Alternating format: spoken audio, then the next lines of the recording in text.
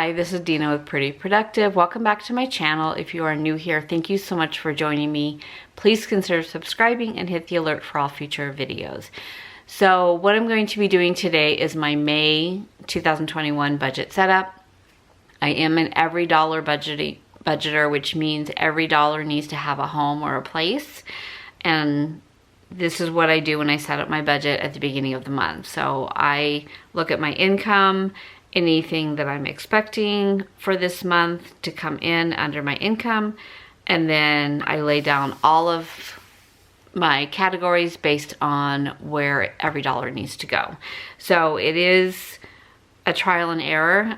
If you saw any of my April budgets, you know that I really struggled with keeping everything in the right categories and pretty much threw in the towel about week 3, and just if I had money in my envelopes, it was spent. So what I love about budgeting is every month is a new opportunity to change up your system, to revise it, to get back on track. It's basically a new start every month. So let's go ahead and get started. So if you have ever watched me lay down a budget, you know what this sheet is. It is basically a sheet I created when I started following kind of a Dave Ramsey cash envelope every dollar budget. And what it does is it helps me to know upfront where every dollar needs to go. And I'm looking for my pen. Okay, here we go. So for income, my husband and I both get paid once a month, which means that that money has to last us for the entire month, versus when he was with law enforcement, he was paid every other week. So some months we had that third check. It was always fun. I think May is one of those months based on other YouTube videos I've been watching. But for us, it is the same. So $49.50 and $49.50. My one daughter pays me $180. My other daughter pays me $200, and that's their phone bill and their insurance. And I'm not expecting any bonus or carryover. Now I do keep a $1,000 cushion in my account. I know some budgeters use that as carryover.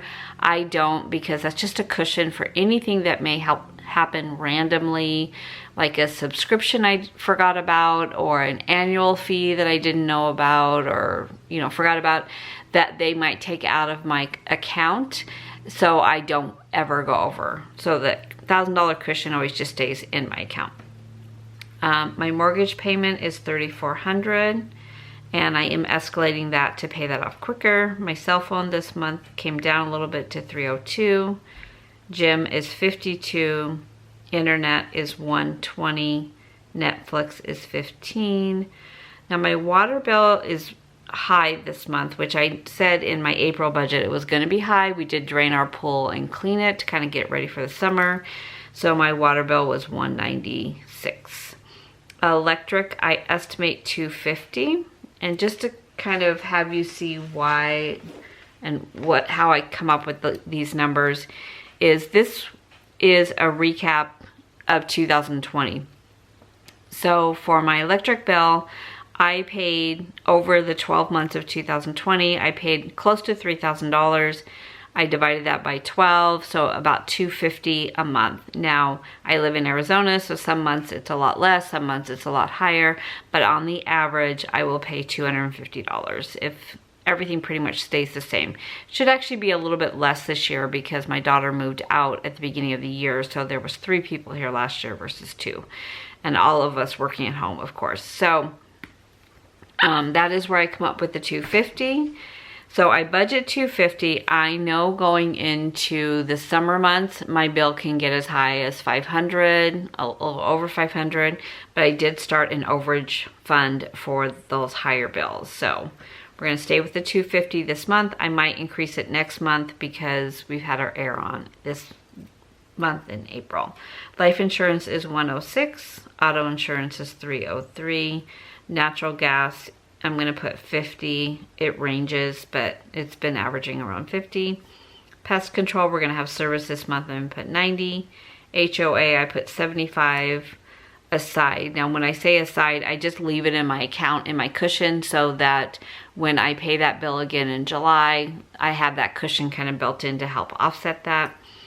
and then overage I won't know until I have my bill. Elements massage is 70, Audible is 16, and I don't put anything away for Amazon Prime. So 3,400 plus 302. Let's see, 3,400. What the heck? 3,400 plus. Okay, there we go. 302 plus 52 plus 120 plus 15, 196, 250, 106, 303.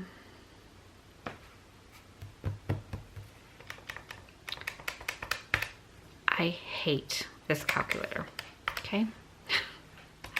I've tried, you guys have given me a lot of help trying to figure out how to use this calculator a little bit better. 3,400 plus, oh my God.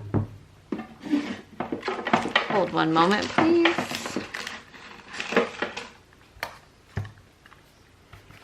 I'm gonna use my old one. Hopefully it will work for us.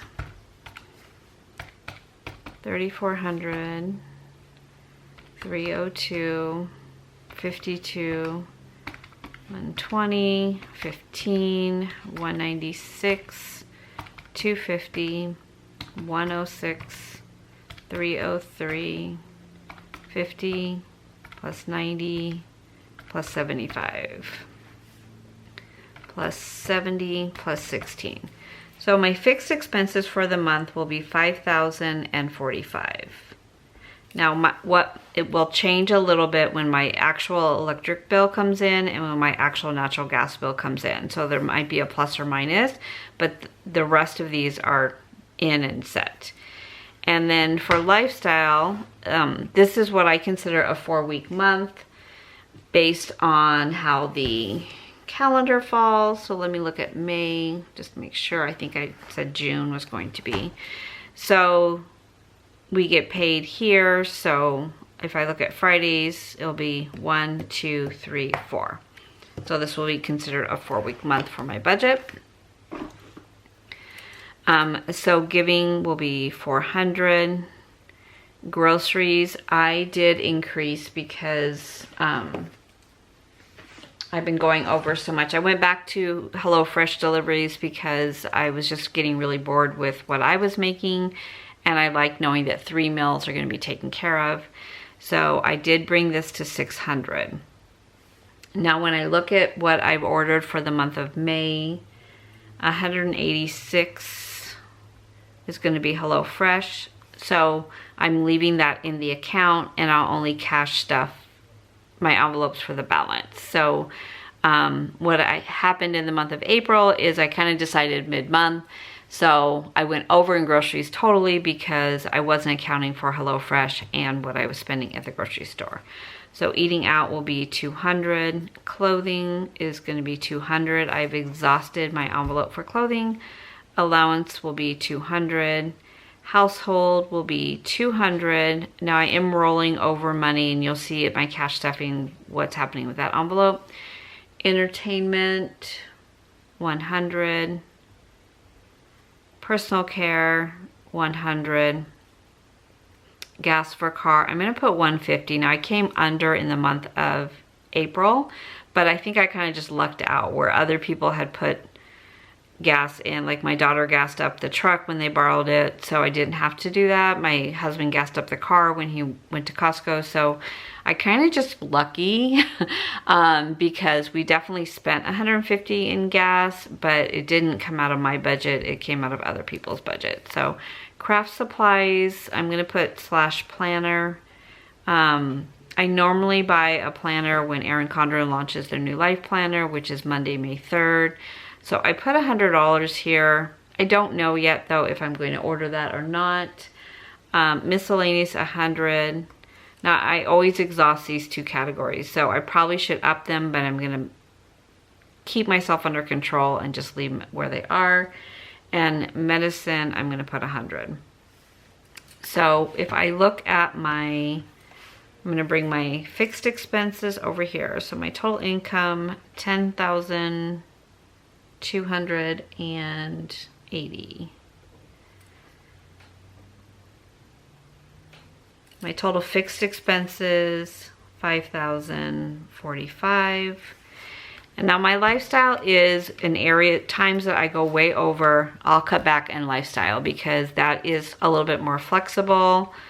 I never say that we'll never go out to dinner. Even when we had a lot of debt and we were just starting this journey, we always planned a little bit for going out or a little bit for entertainment because I just felt like for me to want to stick with it, I needed to give myself a little bit of grace and a little bit of fun in my life.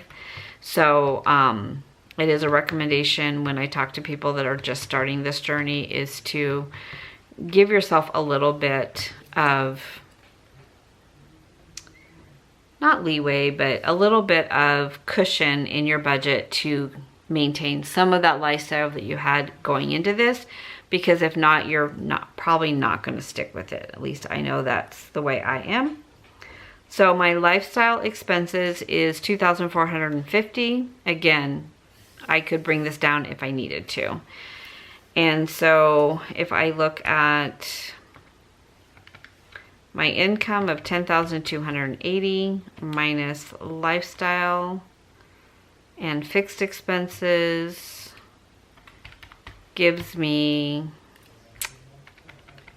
okay, so 10,280 minus 5,045 minus 2,450 gives me, for sinking funds, 2,785. So I'm just going to check that before I start giving money to different categories. So 5,045 plus 2,450 plus 2,785. Yes, so it balances. Okay, so when I look at where does this balance go, the 2,785 go, I look at my sinking funds and I know off the bat that 200 is going to go to my birthday. So I am saving $50 a week for my birthday in July to buy something that I've wanted for a while. And then savings challenge is 500. So 700 of it is kind of spoken for. I did add two different ones on here. I added an envelope for my mom and I'm starting with 100 for her. So if you're following along on my budget journey, in April, my mom went into a memory care facility and there was a lot of outgoing where things she needed. I just booked pedicure for her. So those things I don't want to bother my dad with. You know, she wants, needs some clothes or needs something like that. So I'm just starting a sinking fund for her. And then I also, after retiring, after 26 years in the cosmetic industry, where I had a gratis program, I just actually had to buy things last month. I do have a company catalog, which is half the price if I were to go buy at retail. And they were having a friends and family sale. So I did buy some things that I don't necessarily need right now, but I will need in the future while they were on sale. So I started a toiletries. Let's see. I think I put it as toiletries, or did I put it as cosmetics? I don't remember. So I'll put it as cosmetics. And that is $50. So those are two kind of new sinking funds. So I'm going to take those out. So 500 plus 200 plus 150. So I'm at 850 minus 2785. So I still have 1935 to play with. I always feel like I'm shopping in a catalog when I do sinking funds, because you kind of have that moment where you can just figure out, like, where do I want it to go? What do I need to do? once your ones that you know are done. So I'm gonna put 1,000 in Christmas in gifts because I put 0 last month. So I had targeted $1,000, but between a wedding and my daughter's move-in, her housewarming gift, and everything else that I did last month, 0 went into the fund. So I'm gonna put 1,000 there. So I still have $935. So I'm gonna put 500 under vacation because you know I cleared that out when I went to Vegas, or I didn't clear it out completely, I did major damage. So there we go. So I should still have 400. So if I had 2,785, I'm gonna give 1,000 to gifts minus vacation of 500 minus savings challenge minus birthday minus 150. So I still have $435. And I am going to split it with, where do I want to put it?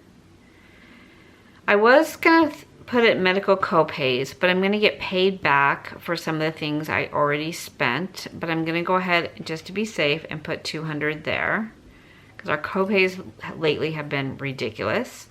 My husband did, when he retired from law enforcement, he has a medical spending account. So I just submitted 2 receipts to that, one for him and one for me to get paid back. And then I have one more receipt that I need to give them a little bit more documentation. So I should have 400 going back into that account. So with the 200, that will give it a nice cushion. And then for $235, I'm gonna put that under Etsy shop. Okay, so that should be everything for this month. So 1,000 plus 200 plus 500 plus 250 plus 500 plus 200 plus 150. So I need to take 15 out of Etsy shop. So 250 minus 15. So 235 is going into Etsy. So that will be 2,785.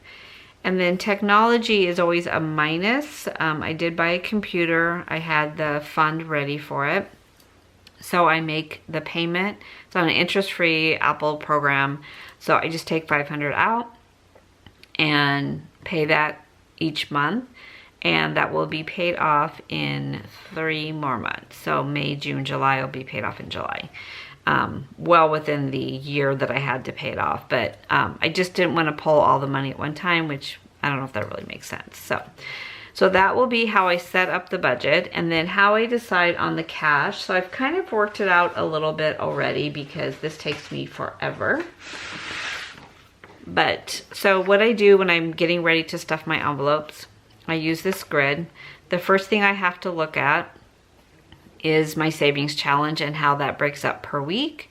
So I do the denominations here.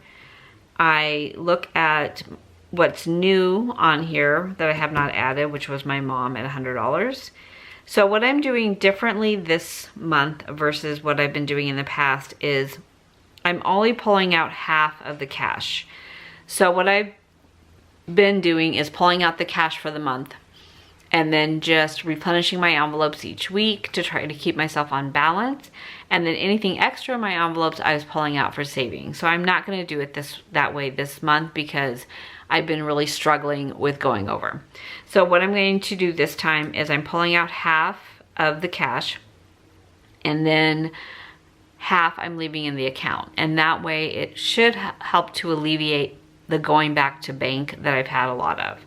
So under the minus bank right here, this is what I had in my bank category in my envelope of money that I spent that should have been out of my envelopes, but I spent it out of my either my checking account or I spent it off of my Capital One card. So to clear my Capital One card, I should have taken this back in, put it back into my account, and then paid the bill. But I didn't do it that way. I just kept the cash at home, and then I started my cash stuffing with that.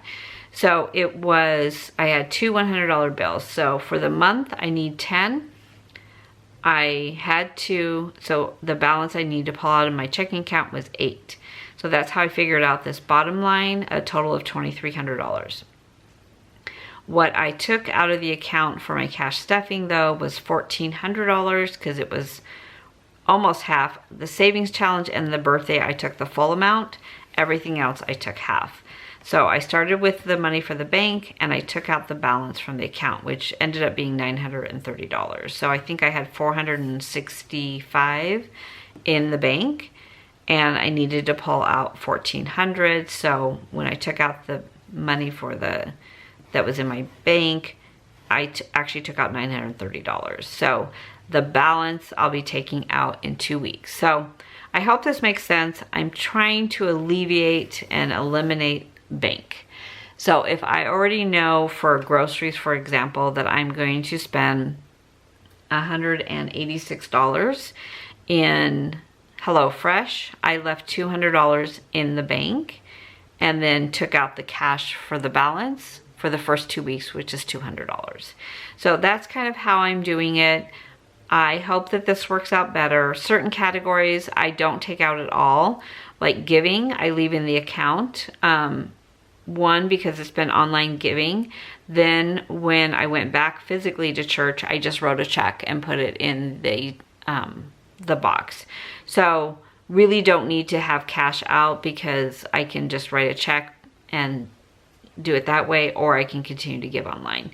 So that's kind of how I figure out what is coming out in cash, what's staying in the bank, and how much am I taking out at one time.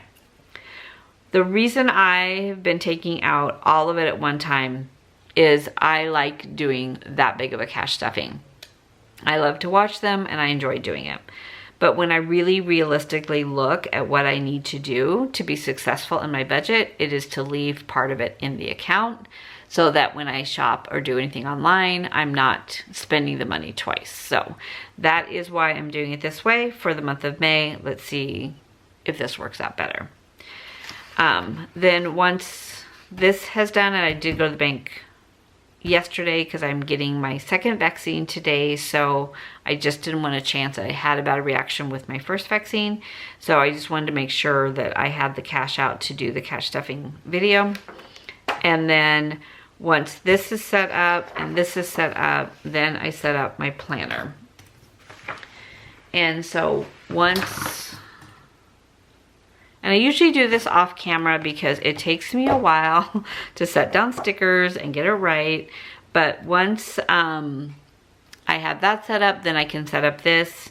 So I do use a kit from my shop, and this is how I actually started. The reason why I started a shop was because I was buying kits and then I started to play around with them because I needed something that was more adjustable or customizable, which is my number one and number two item in my shop are my custom stickers. And I think it's because people are a lot like me and they want to be able to do their own categories and their own headers and their own things. So any one of my stickers are customizable to a font, to a wording. So if these are my categories, but those don't work for you, just put a note to seller and I can completely customize it for you. So I have 2 new kits coming in. And we do make these in the 7x9 as well as the 7x9, which is the planner that I use, and then the 8.5x11. So I can't decide which kit I'm going to use. So it's this one, which is more of a little bit brighter. It's kind of a lavendery blue. And then the thick washi, where are my budget strips? Oh, and the budget strips. Or this one is a little bit more neutral vibe. It's more peachy, which I'm normally not a peach person, but I did like this print.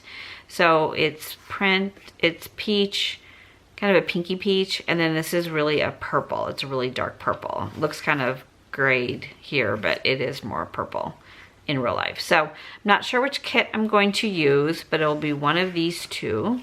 And I'll set that up off camera because it does take quite a while. So thank you so much for watching, and I will see you in my May cash stuffing video. Thank you so much.